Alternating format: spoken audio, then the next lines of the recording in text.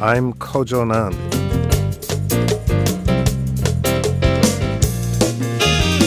Tom Sherwood is our resident analyst. He's an NBC4 reporter and a columnist for the current newspapers. Tom Sherwood, welcome. Good afternoon.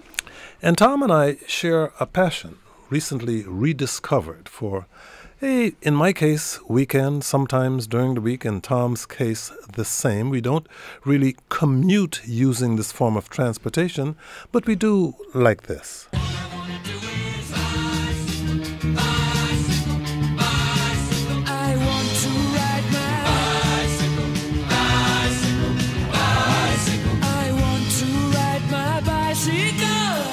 Well, Tom, we are in the middle of the bicycle wars in Washington, D.C., which you have been covering. Yes, the bike wars in D.C. between vehicles, motorized vehicles and bicycles. I've told people regularly that we will solve Middle East peace between the Palestinians and the Jewish people before we solve the issue of who has the right of way to the road. The city, of course, has been aggressively moving forward that bikes, have a right.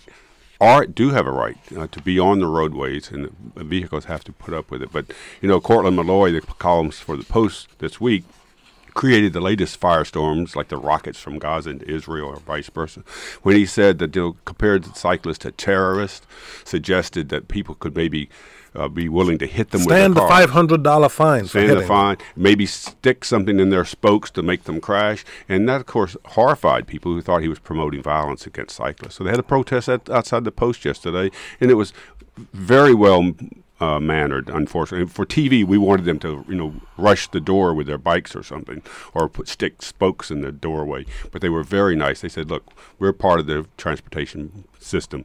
Don't mess with us, Cortland. I told our listeners yesterday that I've known Cortland for a long time, and he's doing what Cortland does best, and that is provoke controversy. He loves being provocative. Yes, but it doesn't mean he doesn't agree with what he writes. He's not just doing it in some kind of artificial way. No.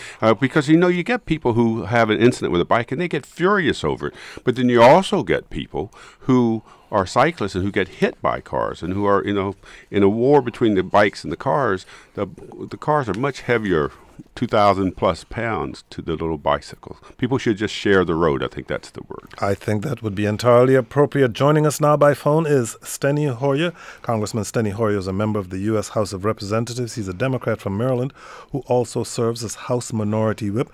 Congressman Hoyer, thank you so much for joining us. Glad to be with you. Do you bicycle? This is Tom Sherwood. Feel free to jump into the bicycle controversy if you want to. As I hear this, I think to myself, it's a little bit like the Congress. The Congress is, in fact, a bicycle that's built for two. And in order for a bicycle built for two to have any positive effect on transportation, you need to work together. Both people have to be pedaling in the same direction. On the brakes, and the other guy trying to move it forward. So our bicycle built for two is not working so well up here. If you have questions or comments for Congressman Stoyer, give us a call at 800-433-8850 or send email to kojo@wamu.org. Congressman Sawyer, we're going to ask you some questions about legislative priorities and the like in just a second. But first, we wanted to ask you about the District of Columbia, since we do not have a voting representative in the House. Which I think is a blot on our democracy. And one of your colleagues in Maryland's congressional delegation wants to attach an amendment to a spending bill that would prevent D.C. from using its own local funds to decriminalize marijuana. Brian Russo, the host of WAMU 88.5's Coastal Connection, interviewed Congressman Harris this week. Here's how he responded when he was asked about those who have accused him of meddling in issues that D.C. residents would like to decide for themselves. I think the founding fathers and the people who wrote the Constitution got it right. I think that if somebody wants voting rights, the Constitution is clear. They go to a state, not the federal enclave, and they have voting rights. If they're in the federal enclave, then Congress is their local legislature. You can hear more of Brian's interview on Coastal Connection tomorrow morning at 5 or online at wamucoast.org. Congressman Hoyer, I was just interested in your responses and whether or not you've spoken with Congressman Harris. I have not spoken to Congressman Harris, but you will not be surprised that I disagree with his conclusions. And in fact, the Congress has disagreed with his conclusions.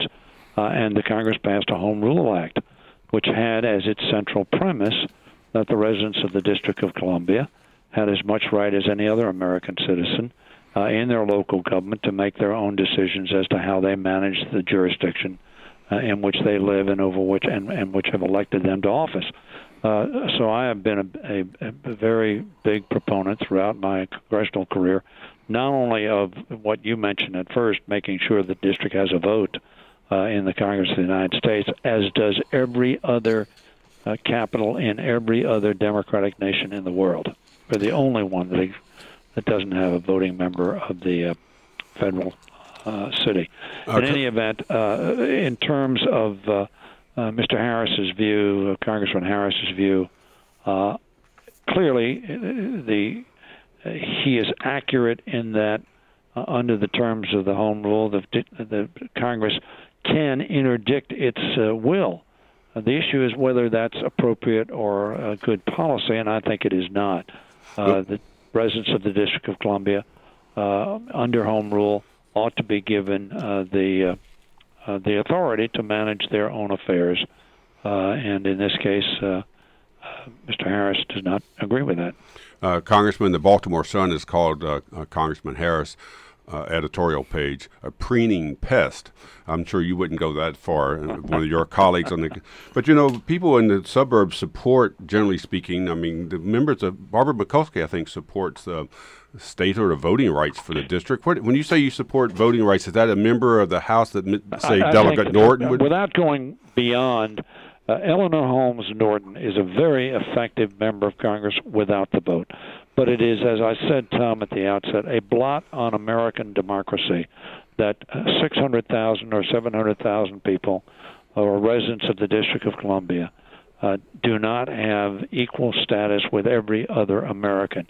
And the premise that you'd have to move out of the District of Columbia in order to be treated as an American citizen, I think, is abhorrent. Could I, on that basis, the city would like to impose a commuter tax, which you have opposed. So because, you knew we were going there, weren't you? The city actually, yes. Well, you know, I'm always going to bring up the commuter tax. Maryland and Virginia reap billions of dollars from the District of Columbia's nation's capital because people live in your jurisdictions and work in the district. It used to be that 70% of the jobs in the district were held by people in the suburbs. I've been told recently by the CFO's office, the city CFO, that number's down to 55%. But still, it's billions of dollars the city cannot tax. If it could tax it, we could cut our taxes in the city as low as Virginia's. What's your status on the commuter tax? Look, we think, and welcome to the show. I'm glad to be with you, but I think you ought to think seriously about the commuter tax. Well, you know, one of the things Eleanor Holmes Norton does, and she and I discuss, and we try to work together with one another in a non-competitive way, is to not totally disperse the federal government into the suburbs. As you know, there are a lot of people who would like to see certain agencies or many agencies, there are already agencies out in the suburbs, but more out in the suburbs.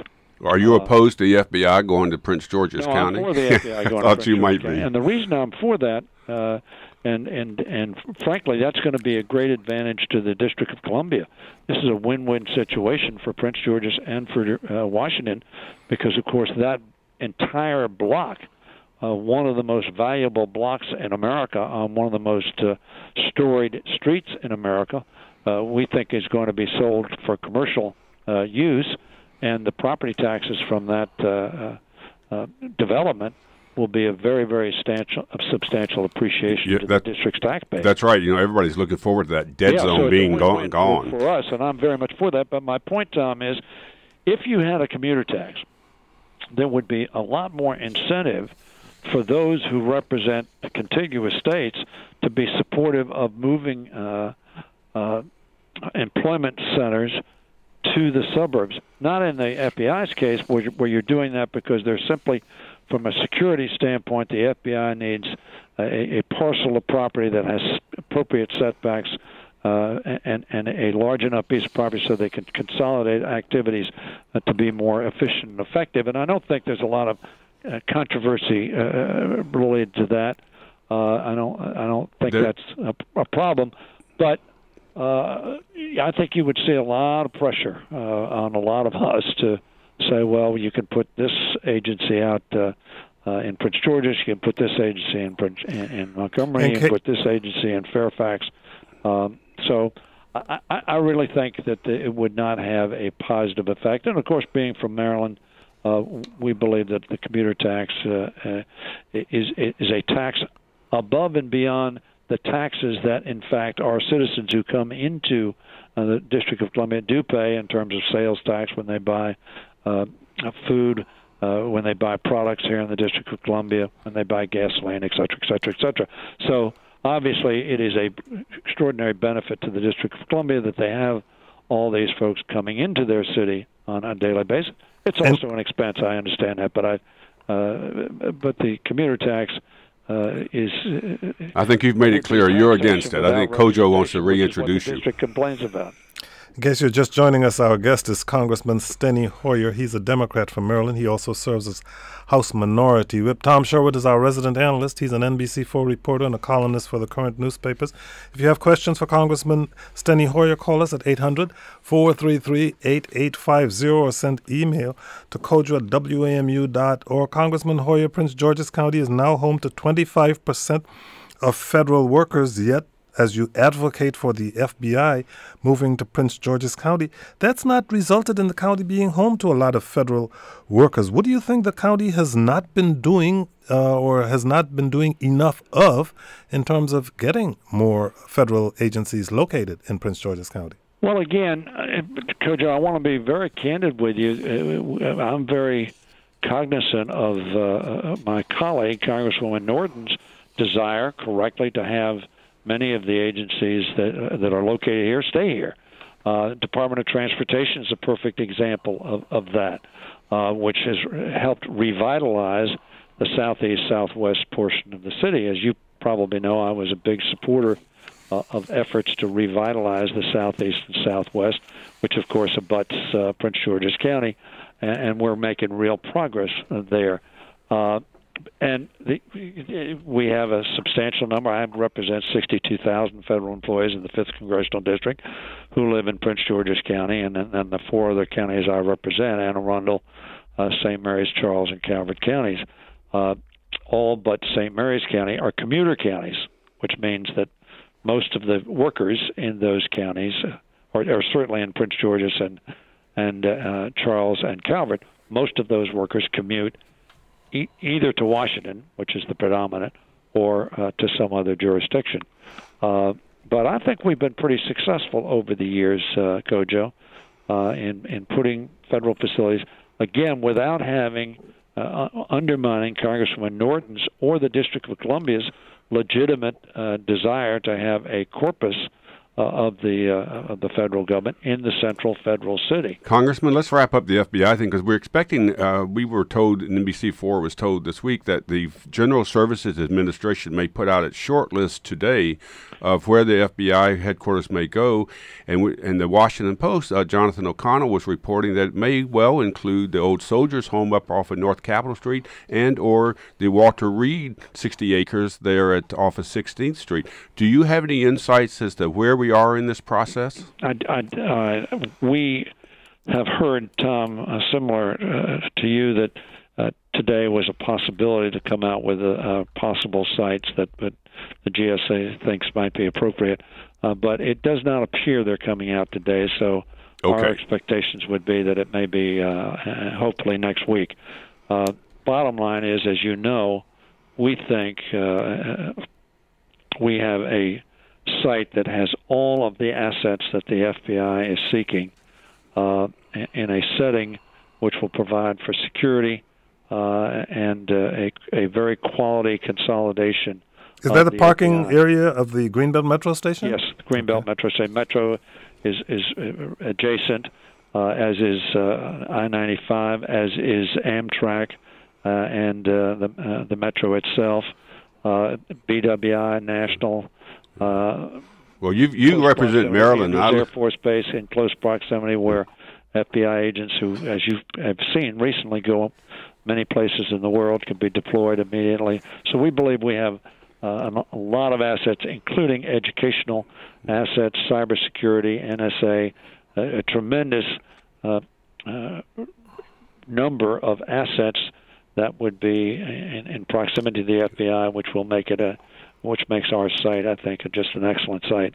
Congressman Hoyer, this is an election year. The clock is ticking very fast on anything that can be accomplished on the Hill.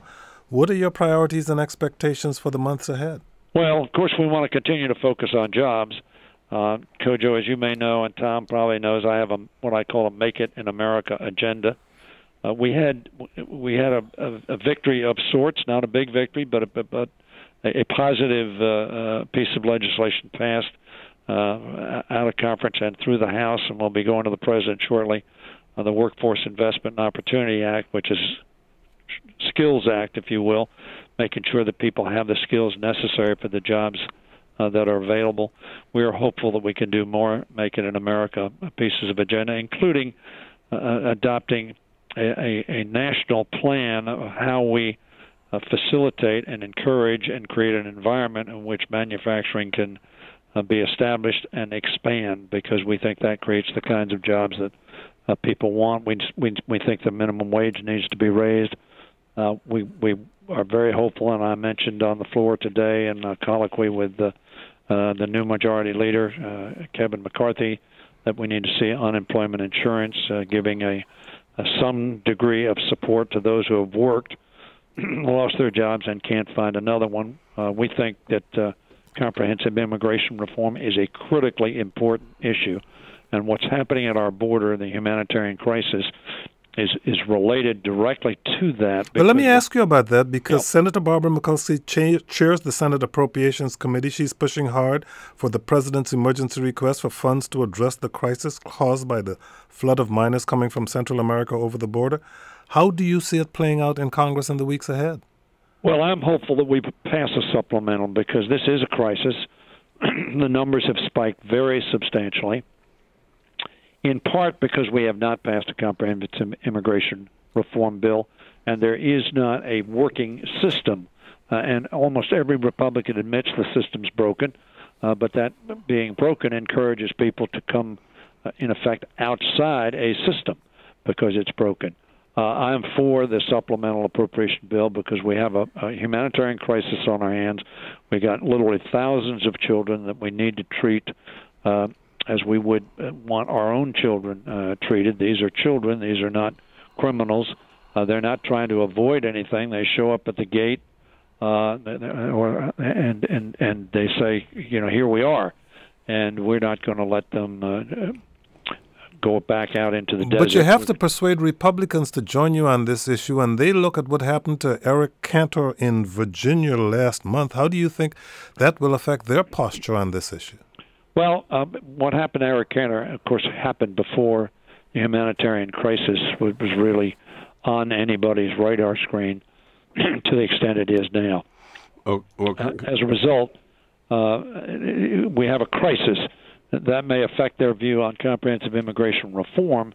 They may think it's less likely that they want to go down that path. However, I think, Kojo and Tom, what your analysis is, we believe very strongly that there are the votes to pass comprehensive immigration reform on the floor if the Republicans would put it on the floor. Well, Congressman, on this issue, the president's plan, I think, includes the money to hire additionally like 40 immigration judges. Yes. A senator, I apologize, I'm blanking his name. I saw him on a report, who was saying it sounds like this is money just to round them up and ship them back, that it's not humanitarian to force these thousands of children back into violent areas of Mexico or other countries. Well, Tom, the whole purpose of the process, which you have judges sufficient to hear in a substantive way cases, the whole purpose of the process in the 2008 law, which was, by the way, sponsored primarily by a Republican, Chris Smith, signed by George Bush, and was passed in a bipartisan fashion. We agreed on that. And the whole premise was you would treat children in a humanitarian way and would have a process whereby children would not be sent back into a situation of great danger. But the purpose of the expansion of the number of hearing officers, judges, if you will, is to make sure that the system can, in fact, hear and make a determination whether or not there is a safety issue involved. I have Terry Gaynor, who's retired Senate-at-Arms person, former D.C. police official, and very well respected. raised a lot of hackles. Well, he raised mine. Let me be clear. when he wrote that maybe the whole Congress campus should be expanded, that several streets on Capitol Hill should be taken over. I kind of compared it to the Dome program on CBS, and to further isolate the Congress from the real life of Washington. And I'm just wondering, have you paid attention to this idea to expand the campus, bar commercial traffic? I mean, I have a lot of respect for Terry Gaynor, but I just didn't like this idea at all. What's your thought?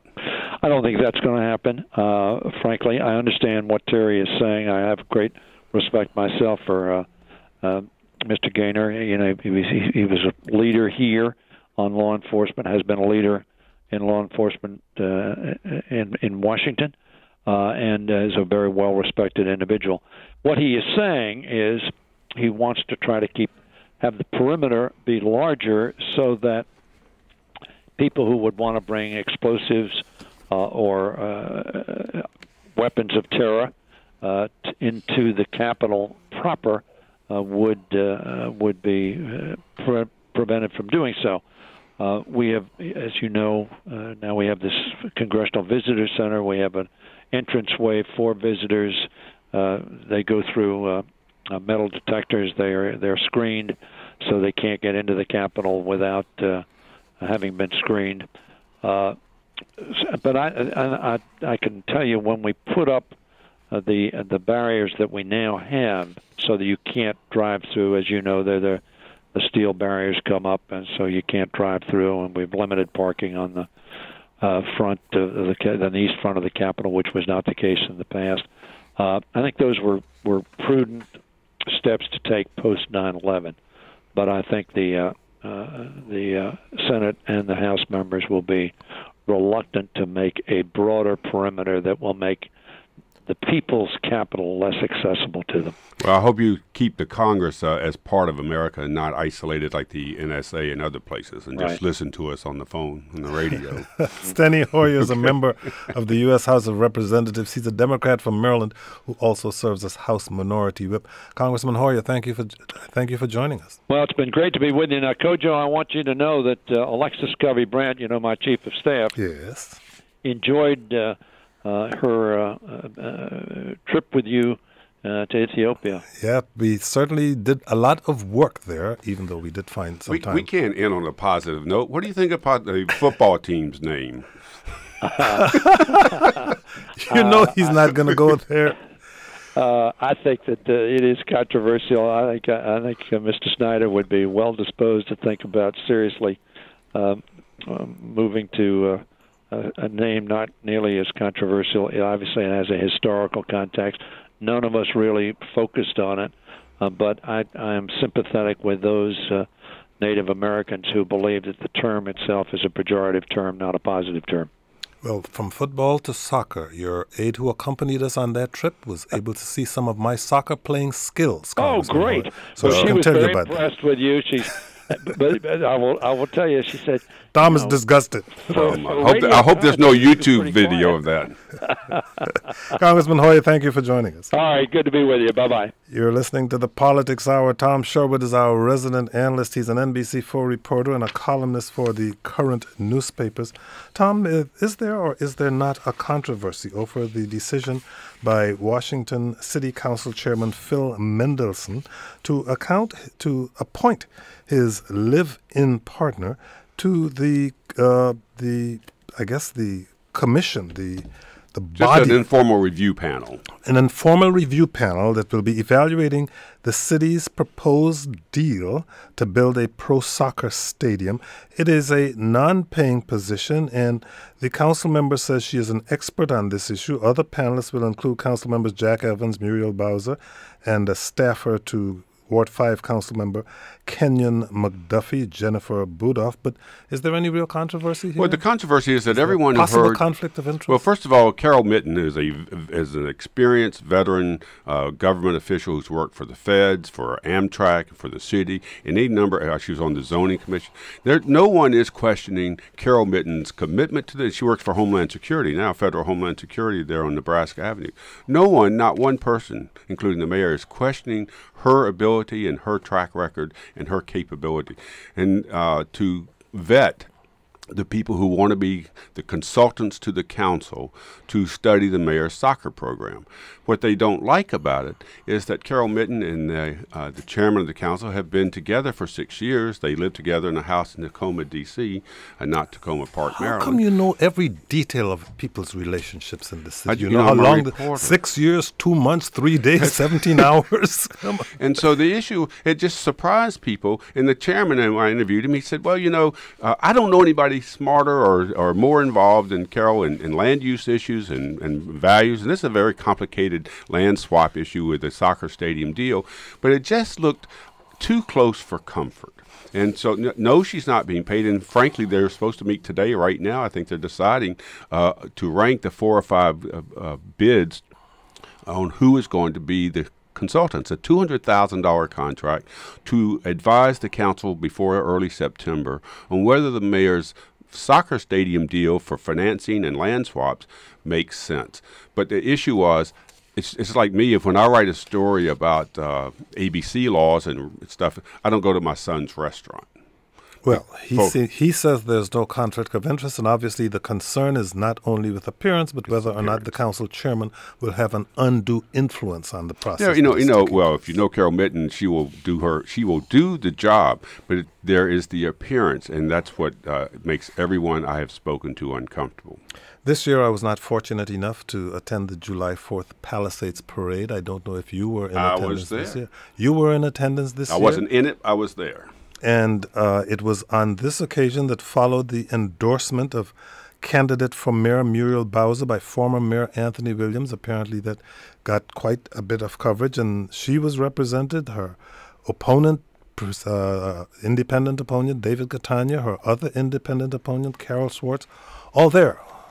Yes, they were there. The Mayor Williams, who runs the federal city council, I'm told, I haven't talked to everybody there, but raised a few eyebrows. The federal city council doesn't generally kind of get out like that on endorsements, and so of course, it's not usually chaired by a former mayor either. And also, Tony Williams doesn't particularly like marching in parades, but he did it for Muriel.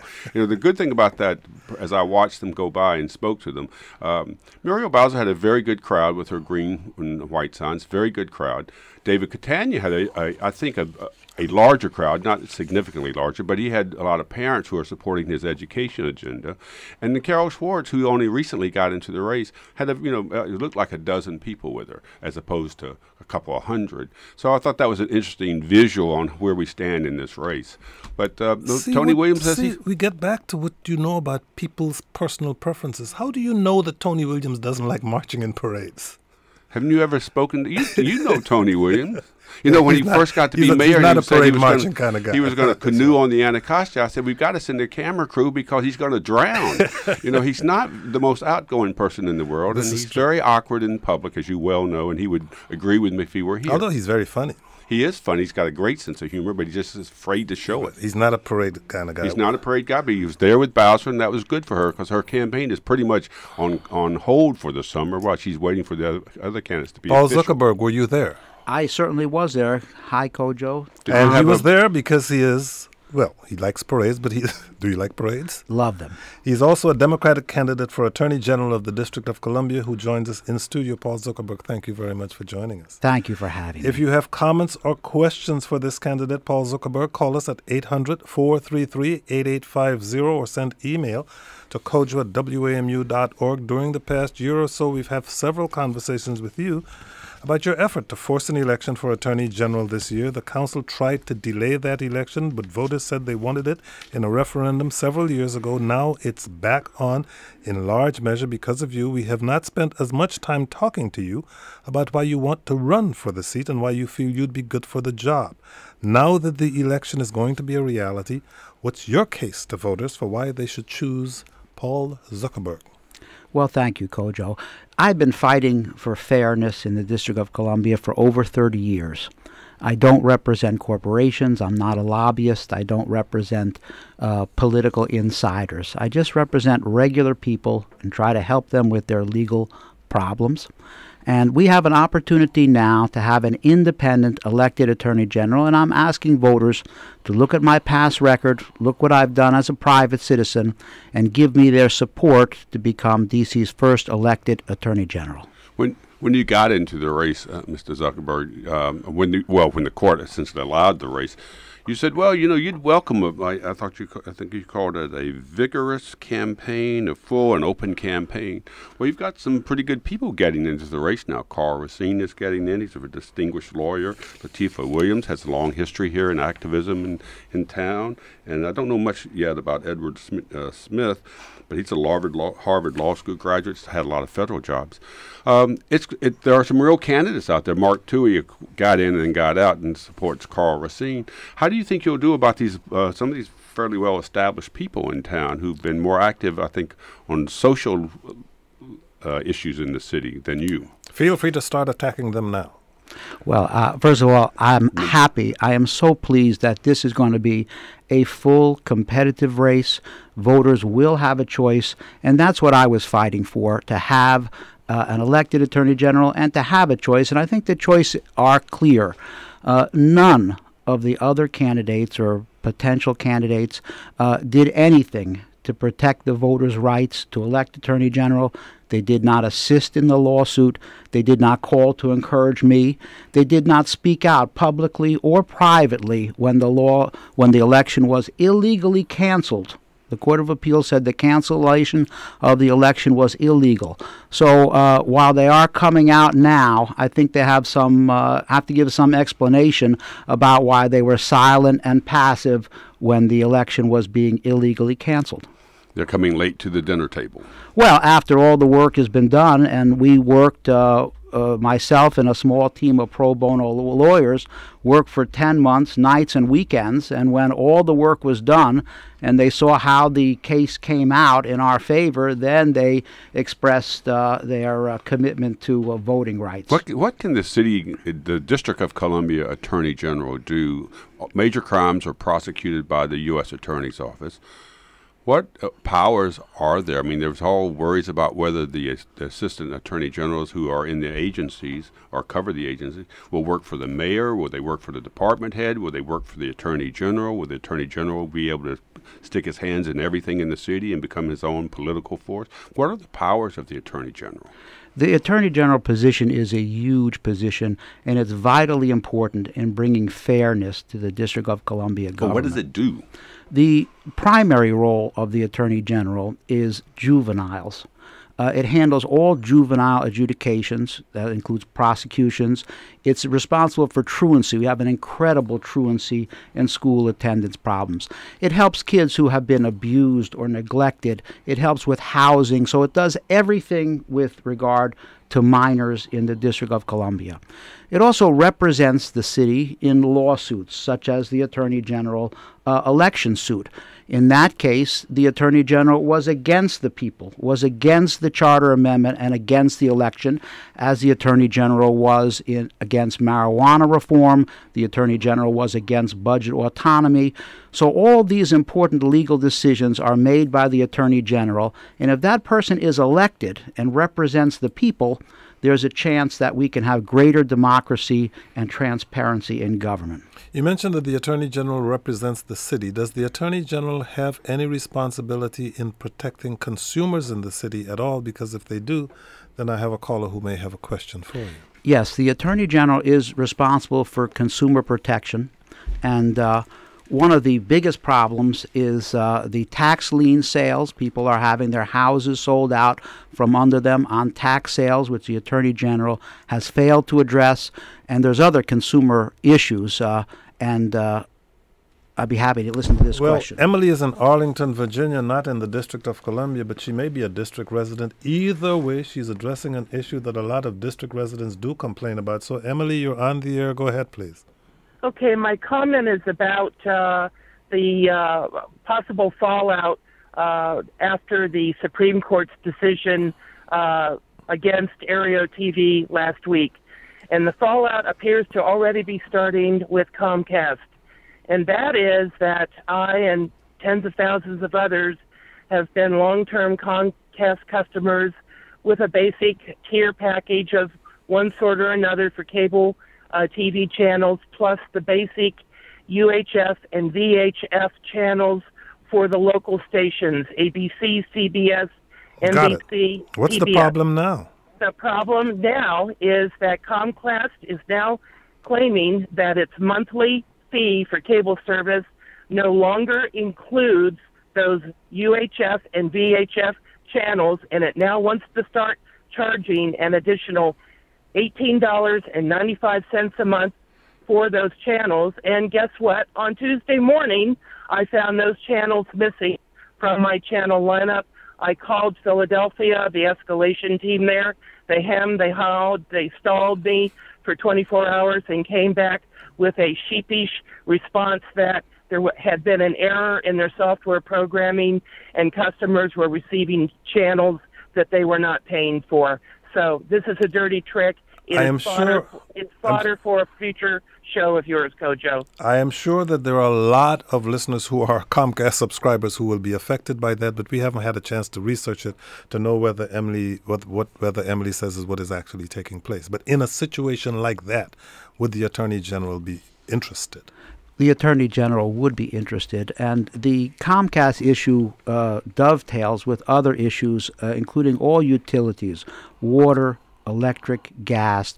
The prices are going up. They are monopolies, and they are feeding into the problem with housing and homelessness because it increases the housing costs. Comcast, of course, is an option, but to the extent that they provide telephone service, it may be a necessity for many people. And to address these issues and to make sure that rates are fair is an important concern. Emily, thank you very much for your call. Tom? Well, if you don't mind, I will just not jump into this conversation. Comcast owns NBC, which owns WRC, which owns me. So just leave me out of this one for the moment. Let's see if we can get Tom fired by dragging him into this conversation. I'd be happy to give my opinion of Comcast for people, but I think in this situation, I will not do it. I agree with you. If you have questions or comments for Paul Zukerberg, call us at 800-433-8850. Paul Zukerberg, what do you feel is the appropriate role for the city's Attorney General? You've talked a little bit about that, but how do you feel the present and past Attorney Generals have lived up to your view of what the role should be? Well, we've had many fine Attorney Generals, and the problem is not particular Attorney Generals, but the system. Right now, the Attorney General is an employee of the mayor. Works for the mayor, takes directions directly from the mayor, and that has prevented the Attorney General, in my view, from giving independent advice to the mayor and representing the citizens as opposed to the mayor or the office of the mayor. So with an elected system like they have in Maryland or Virginia and 43 states, we'll have an independent person who can share his independent opinions and also enforce the law fairly for all people, whether you're a big shot or a little shot. If you're the Assistant D.C. Attorney General and your area of expertise is the Department of Human Services and all the critical issues that that agency covers, and you want to make a decision, do you report to the Attorney General of the District of Columbia, or do you report to the Mayor of the District of Columbia? Because my understanding, there was some effort to make it, even under the new system, the elected Attorney General, that those attorneys that are assigned to the agencies will be directly responsible to the Mayor, not to you. Yes. Do I have that right? You do have that right, as Good. usual. The bill that created the elected Attorney General also broke off about 30% of the employees and created a new office of legal counsel for the mayor. So the next mayor, will get their own office of legal counsel, and all of the employees working directly for the agencies will report to that legal counsel and report to the mayor. The rest of the office, the majority of the office, will be under the Attorney General. It's a system that's going to have to be worked out, and it is going to require, frankly, someone who's willing to fight and stand up for the Attorney General to make sure the office has meaning and can investigate corruption, can fight for District of Columbia citizens' rights, and is not just going to be an ineffective office. Again, in my example of the human services, if you as the elected Attorney General believe, see, or find that the office is not doing something correctly and that the Attorney General assistant assigned to that and reporting the mayor is not acting, is there room for you to act? Yes, there is room. Depending on what the subject is, of course. Yeah, there is room to act, but as I said earlier, it isn't well defined. Right. It's a brand new system. I'm worried about you being toothless. Toothless. Well, that's the last thing you have to worry about, Tom. My wife is a dentist, as you know, so she'll keep me from being completely toothless. But I am a fighter for fairness. And she's going to improve your coats and your suits. You know, there's been criticism of your attire. Well, forget the bonus, but go ahead, please. I will fight. I will take on the council. I have taken on the council. I've taken on the mayor. I will take on Congress.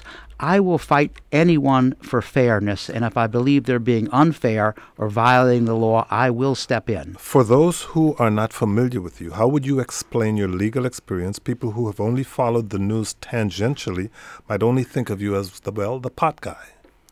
Well, unfortunately, I'm the pot guy, but what decriminalization has done is it's prevented 6,000 young people from needlessly being arrested and getting permanent criminal records, most of whom are young black males who don't need criminal records. So people call me the marijuana candidate or the pot candidate. I prefer if they call me the 6,000 young people's candidate, because that's going to be the change if decriminalization goes forward next week as it's supposed to. But I have been working for fairness not only in decriminalization, which is legislative, but in the elected attorney general lawsuit. I've had victories in court. I have a long track record of winning cases and getting tangible results. It's not just the fact that African Americans are being arrested and charged for marijuana crimes, but that it is a disparity, that there's no equal arrest of white people or Hispanic people or any others. It's mainly African Americans. 91% of the arrests are in the district have been African Americans, and we lead the nation in arrests per capita. And these are still going on today despite the pendency of the decriminalization law. Are you for legalization of marijuana? There's the group turned in 57,000 signatures to make legal marijuana available. No stores like Colorado, but that you could have your own plants and your own possession and make it legal. Led by Adam Eidinger. Well, and others. When I started on decriminalization about 2 years ago, I was way out on the edge. Chairman Mendelson said we couldn't even talk about decriminalization. Now we have decriminalization in D.C. Maryland, about a week after we passed decriminalization, Maryland stood up to the obstructionists there and passed decriminalization in Maryland. I think people are going to wait and see what happens in Colorado and Washington State. Well, the voters likely will pass it this fall. They will pass it. We have a time between now and November to see how it's going in those other states. The polls show that among young people, the numbers are overwhelmingly in favor of taxing and regulating marijuana like alcohol, and that's the way I believe it's going to go in the next 5 years around the country. David Grosso has introduced legislation to set up some possible regulation and taxing thing if it passes. But the future is the future. What we have to focus on now is decriminalization and make sure that these arrests stop now. Steny Hoyer hasn't spoken to Andy Harris, the congressman from Maryland. Have you spoken to him or sent him a love note or anything? I would like to send him something. It's not a love note. What a bully. It's outrageous what he's doing. There's decriminalization in his state. He is just trying to score political points among his fringe supporters by bullying and punishing, and I am so proud of Eleanor Holmes Norton for standing up to him. When she speaks, my heart just flutters. You've said that your interest in marijuana cases is grounded in a broader interest in civil rights. How so? Civil rights, and it's part of restorative justice. I'm in favor of decriminalization of marijuana. I believe in reducing the number of misdemeanors for which people get into the system. I want to fight the pipeline to prison. I want easier expungement and sealing of records. And I want to help returning citizens. 10% of our population are returning citizens, people who have spent their time paid their debt to society, and they deserve equal rights and opportunities for employment. Our guest is Paul Zukerberg. He's a Democratic candidate for Attorney General of the District of Columbia. If you have questions for him, call us at 800-433-8850. We have one such, Peter, in Washington, D.C. Peter, you are on the air. Go ahead, please. Hello. Mr. Zuckerberg, you referred a few minutes ago to the utility companies, their rates and regulation of them, and it sounded as though you believe the Attorney General would have some power in this respect, but I'm wondering how that relates to the authority of the Public Service Commission. It is the Public Service Commission that has primary authority. However, the Attorney General has the right to look into consumer complaints, as the caller had discussed, with regard to individuals who are being affected on a case-by-case basis, and also has a policy, has an opportunity as an elected official to inform the public how these high utility rates are feeding into the problems of affordable housing and homelessness. Thank you very much for your call. Peter, how do you envision the way that you would engage with the D.C. Council? You've called its members tiny tyrants on one occasion. The council must follow the law. They are not a law unto themselves, and they must respect that they work for the people don't work for them. And a perfect example is the Attorney General election. The charter required, there was a charter amendment which required an elected Attorney General, and the council simply ignored the will of the voters, as they've done on term limits and on other issues. And as Attorney General, I will enforce the law for the regular person on the street, for the council, for the mayor, and for myself. Kojo asked earlier about your legal background. I want people to know something more about you. You've had this law office in the townhouse there in Adams Morgan, with ridiculously number of steps going up to your office. I'll never go up those steps again. But who are you? I mean, tell us something you want people to know about who you are, Paul Zukerberg, as a person. Well, I came to the District of Columbia in 1981 to go to American University Law School. I'm married. I have a wonderful wife. Who's a dentist. Going to protect your teeth. Dr. Zuckerberg. I have two great kids who are teens now. They went to charter schools. They went to public schools. People know me as a lawyer, but they also know me from the soccer leagues, from the basketball leagues, from the neighborhoods. So I have strong contacts with the city, and I love this city. This city is my home. I don't have another state to go home to, somewhere else where I can vote. Everything I have is here in the District of Columbia, and I have worked for 30 years, and you could Google all the cases, case after case, working for fairness. Are you well-to-do, moderate income? I mean, you might have to file a disclosure statement if you get the elected office. Are you a working man, a poor man, a rich man? Who are you? Well, let me say this. I have been blessed. I have what I need, and we have, well, I don't think we're wealthy, but we have what we need. We've been blessed. We have a home. We have food. And that is why I believe I have to give back. I am privileged. I've had a privilege. I had a middle-class childhood. I had two loving parents. I have a law degree. And I feel it's my obligation to use what I have to give back to others who are less privileged. Here is Jonathan in Washington, D.C. Jonathan, you're on the air. Go ahead, please. Thank you, Kojo. Mr. Zuckerberg, in your previous electoral campaign, you took positions against wage theft and for tenants' rights. And I wondered, as Attorney General, how you would be able to focus on those areas as well. Well, that's a great question. I won, as a lawyer, the largest punitive damages in a wage theft case to that date, $1.4 million, on behalf of nursing home workers who were stiffed by the nursing home owner. I took them to court.